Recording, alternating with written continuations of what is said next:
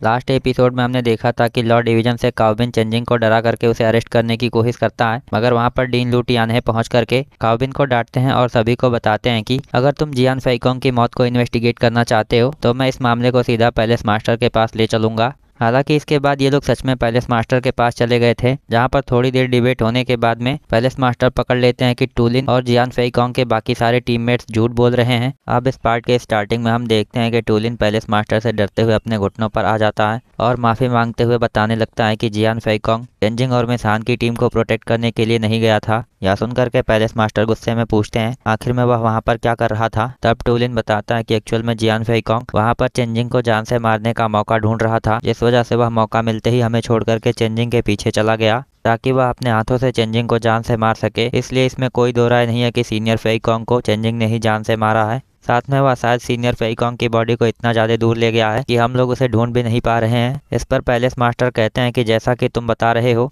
जियान फेइकोंग खुद चेंजिंग को जान से मारना चाहता था। इधर यह सुनते ही मास्टर काओ बीच में बोलने की कोशिश करता है, मगर पैलेस मास्टर गुस्से में उसे भी डांटते हुए कहते हैं क्या तुम नहीं जानते हो कि ब्लैक सन पैलेस के किसी भी डिसाइपल को जान से मारने का मतलब है कि उस इंसान को मौत की सजा दी जाएगी। वहीं रही बात तुम्हारी, तो तुम ब्लैक सन पैलेस में रहते हो, लेकिन इसके बावजूद भी तुम ब्लैक सन पैलेस के डिसाइपल्स की मदद करने के बजाय इन लोगों को क्राइम करने में मदद कर रहे हो। यह सुन करके जब मास्टर काओ कोई जवाब नहीं देता है, तब पैलेस मास्टर खुद कहने लगते हैं भले ही जियान फेइकोंग वहां पर नहीं मरा होगा, लेकिन वह जब कभी भी वापस लौट करके आएगा तब उसे मौत की सजा दी जाएगी। इसके अलावा वह चेंजिंग को जान से मारना चाहता था, इसलिए अगर उसके मौत का कोई चेंजिंग से लेना देना भी होता है तो अभी चेंजिंग को कोई सजा नहीं दी जाएगी। यह सुनते ही अब मास्टर काओ कहने लगता है पैलेस मास्टर जियान फेइकोंग डिप्टी पैलेस मास्टर जियान का बेटा है, इसलिए अगर आप इस तरह से चेंजिंग को छोड़ देंगे तो मुझे नहीं लगता है कि डिप्टी मास्टर जियान इसे ऐसे जाने देंगे। इस पर पैलेस मास्टर पूछते हैं क्या इस बात से सच में कोई फर्क पड़ता है कि जियान फेइकोंग डिप्टी पैलेस मास्टर जियान का बेटा था, क्योंकि मुझे नहीं लगता कि डिप्टी पैलेस मास्टर का बेटा होने के नाते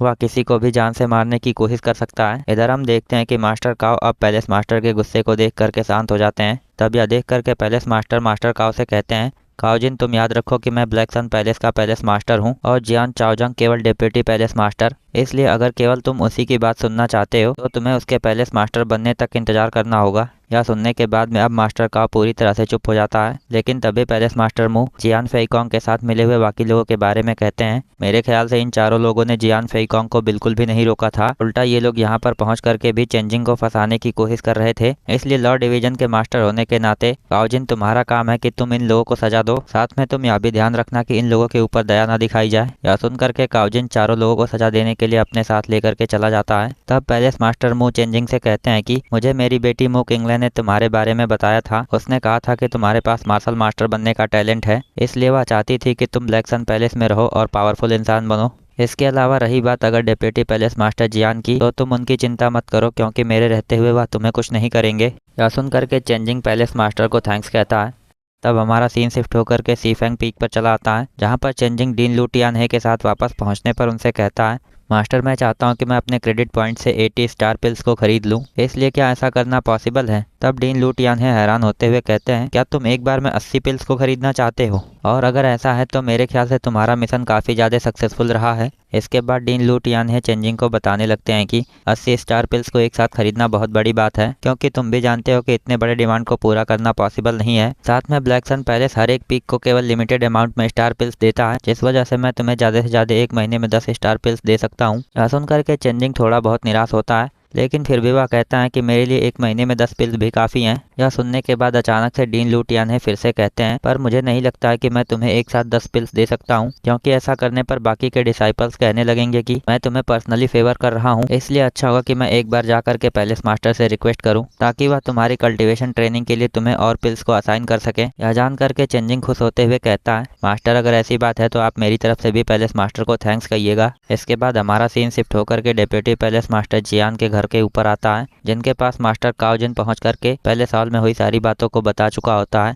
साथ में वह यह भी पूछता है कि आखिर में हमें आगे क्या करना चाहिए। तब हमें सबसे पहले डिप्टी पैलेस मास्टर जियान काओजोंग को दिखाते हैं, जो गुस्से में कहता है पैलेस मास्टर मू तुम तो मुझे बिल्कुल भी सीरियस नहीं लेते हो। यह सुन करके मास्टर काओजिन कहता है अगर ऐसी बात है तो हमें टूलिन और जी युन टाओ के साथ में क्या करना है। तब डिप्टी पैलेस मास्टर जियान गुस्से में कहता है मेरे ख्याल से उन लोगों को भी जियान फेइकोंग के साथ मर जाना चाहिए था, लेकिन उन लोगों ने अपनी जान बचाने के लिए जियान फेइकोंग को अकेला छोड़ दिया, इसलिए वे लोग जल्दी ही जियान फेइकोंग से मरने के बाद मिलेंगे। यह सुन करके काओजिन कहता है फिर हमें चेंजिंग के साथ में क्या करना है। तब डिप्टी पैलेस मास्टर जियान कहता है ब्लैक सन पैलेस के अंदर पैलेस मास्टर मुंह उसे प्रोटेक्ट कर रहे हैं, लेकिन तुम भी जानते हो कि पैलेस के बाहर केवल मैं मास्टर हूँ, इसलिए तुम हमेशा चेंजिंग के ऊपर नजर रखो ताकि वह जैसे ही ब्लैक सन पैलेस को छोड़ करके बाहर जाए मैं उसे जान से मार करके उसका काम तमाम कर सकूं। यह सुन करके काओजिन कहता है ठीक है मैं ऐसा ही करूंगा। लेकिन तभी हम देखते हैं कि अचानक से डिप्टी पैलेस मास्टर जियान कहता है मेरे ख्याल से अभी के लिए हमें इस काम को करने के लिए टू किंग सैन का इस्तेमाल करना चाहिए, इसलिए तुम उसे जाकर के बता दो कि चेंजिंग की वजह से टूलिन मारा गया है। तब काओजिन कहता है कि मैं समझ गया हूँ, क्योंकि टू किंग सैन ऑलरेडी स्टार बॉडी रिल्म के लेवल 7 पर पहुंच चुका है, इसलिए वह चेंजिंग को जान से मारने के लिए काफी है।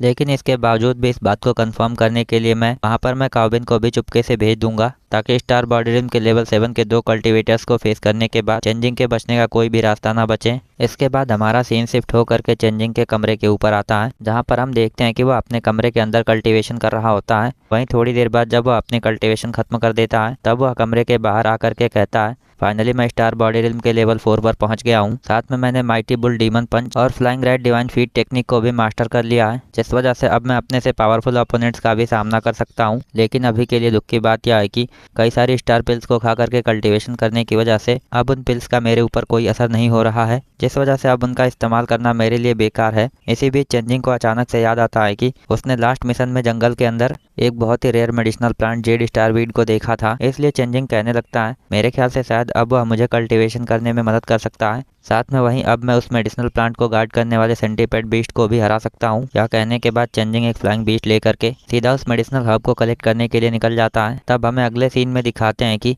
लॉर्ड डिवीजन का एक डिसाइपल सीधा मास्टर काओजिन के पास जाकर के यह बता देता है कि चेंजिंग ब्लैक सन पैलेस से बाहर जा रहा है। तब मास्टर काओजिन खुश होते हुए कहता है फाइनली यह लड़का ब्लैक सन पैलेस को छोड़ करके बाहर जा रहा है। वहीं इसके बाद वह काओबिन से कहता है चेंजिंग ने बीस्ट हंटिंग के मिशन को एक्सेप्ट किया है, इसलिए तुम टू किंग सैन को जा करके उसके बारे में इन्फॉर्म करो ताकि वह मौका मिलते ही चेंजिंग को जान से मार दे। यह सुन करके काओबिन कहता है कि आखिर में टू किंग सैन को परेशान करने की क्या जरूरत है, मैं तो अकेला ही चेंजिंग के लिए काफी हूँ। इस पर काओजिन कहता है कि हमें प्रॉब्लम से बाहर रहने की जरूरत है, क्योंकि शायद तुम्हें पता नहीं है डिप्टी पैलेस मास्टर जियान ने टू किंग सैन को टू मैंसन का लीडर अपॉइंट किया है, इसलिए तुम बस चुपचाप उसे फॉलो करो ताकि अगर टू किंग सैन चेंजिंग को जान से ना मार सके तो तुम चेंजिंग को खुद जान से मार दो, पर तुम भी ध्यान रखना कि कोई तुम्हें वहां पर देख ना पाए। यह सुन करके काओबिन कहता है मास्टर काओ ठीक है, मैं इस बार फेल नहीं होऊंगा। यह सुन करके मास्टर काओजिन कहता है तुम टू किंग सैन को चेंजिंग की एग्जैक्ट लोकेशन मत बताना, नहीं तो अगर इसके बारे में पैलेस मास्टर मुंह को पता चलेगा तो हमारे लिए प्रॉब्लम हो जाएगी। इसके बाद हमें अगले सीन में दिखाते हैं कि चेंजिंग उस मेडिसिनल हब को ढूंढने के लिए पहाड़ों पर पहुंच गया होता है,